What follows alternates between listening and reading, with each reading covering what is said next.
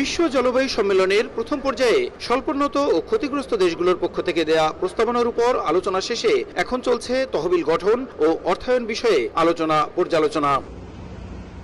2015 সালের প্যারিস চুক্তি অনুযায়ী কপ প্রেসিডেন্ট আন্দ্রে কোরেয়া দুলাগোর নেতৃত্বে অর্থায়ন সংক্রান্ত এই আলোচনায় যুক্ত হয়েছে বাংলাদেশ সহ ক্ষতিগ্রস্ত দেশগুলো।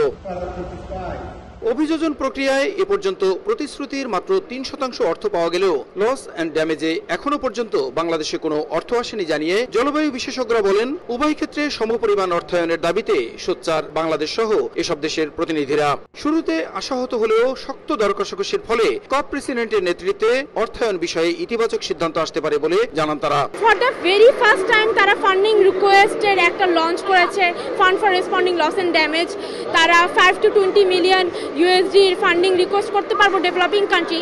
এখন আমাদের ডেভেলপিং কান্ট্রির উপর এটা চলে আসে যে আমরা কত ভালো ফান্ডিং প্রপোজাল দিতে পারছি, কত ভালো আমাদের লস অ্যান্ড ড্যামেজ যেটা সেটা তুলে ধরতে পারছি। এলডিসি কান্ট্রি যার মধ্যে বাংলাদেশ এখনো আছে, কেবলমাত্র 3% অর্থ পেয়েছে অ্যাডাপ্টেশন কাজ করার জন্য। বাস্তব ক্ষেত্রে অ্যাডাপ্টেশনের জন্য অত্যন্ত সামান্য ফান্ড ক্ষতিগ্রস্ত দেশগুলি পাচ্ছে, যেটা খুবই উদ্বেগের বিষয়।